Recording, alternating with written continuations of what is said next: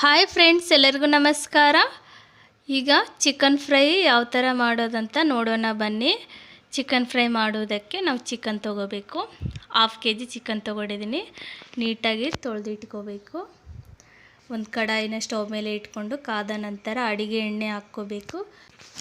ಎಣ್ಣೆ ಕಾದ ನಂತರ ಇದರಲ್ಲಿ ಚಿಕನ್ ಪೀಸ್ನ ಹಾಕ್ಕೋಬೇಕು. ಹಾಕ್ಕೊಂಡು ನಂತರ ಇದಕ್ಕೆ ಅರಿಶಿಣ ಪುಡಿ ಹಾಕ್ಕೋಬೇಕು ಸ್ವಲ್ಪ.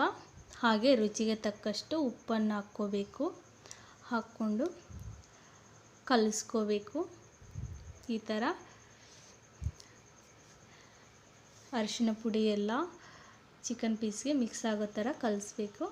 ಕಲಿಸಿದ ನಂತರ ಒಂದು 5 ನಿಮಿಷ ಇದನ್ನು ಮುಚ್ಚಿಡಬೇಕು.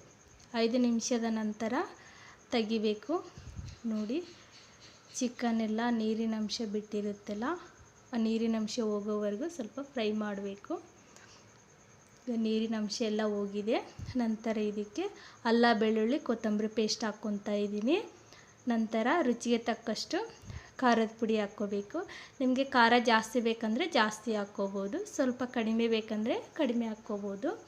ಹಾಕ್ಕೊಂಡು ಕಲಿಸ್ಕೋಬೇಕು. ಚಿಕನ್ ಎಲ್ಲ ಬೆಂದಿದೆ ಫ್ರೆಂಡ್ಸ್. ನಂತರ ಇದಕ್ಕೆ ಗರಂ ಮಸಾಲ ಪೌಡ್ರ್ ಹಾಕ್ಕೋಬೇಕು. ಹಾಗೆ ಕೊಬ್ಬರಿ ಪುಡಿನ ಹಾಕ್ಕೊಂಡು ಚೆನ್ನಾಗಿ ಕಲಿಸ್ಕೋಬೇಕು. ಚಿಕನ್ ಫ್ರೈ ರೆಡಿಯಾಗಿದೆ. ತುಂಬ ಈಸಿ ಫ್ರೆಂಡ್ಸ್ ಚಿಕನ್ ಫ್ರೈ ಮಾಡೋದು.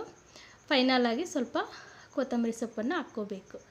ನೋಡಿದ್ರಲ್ಲ ಫ್ರೆಂಡ್ಸ್ ಚಿಕನ್ ಫ್ರೈ ಯಾವ ಥರ ಮಾಡೋದು ಅಂತ. ನಿಮಗೆ ಈ ವಿಡಿಯೋ ಇಷ್ಟ ಆಗಿದ್ದರೆ ಲೈಕ್ ಮಾಡಿ, ಶೇರ್ ಮಾಡಿ, ಸಬ್ಸ್ಕ್ರೈಬ್ ಮಾಡಿ. Thank you friends. ಬಾಯ್.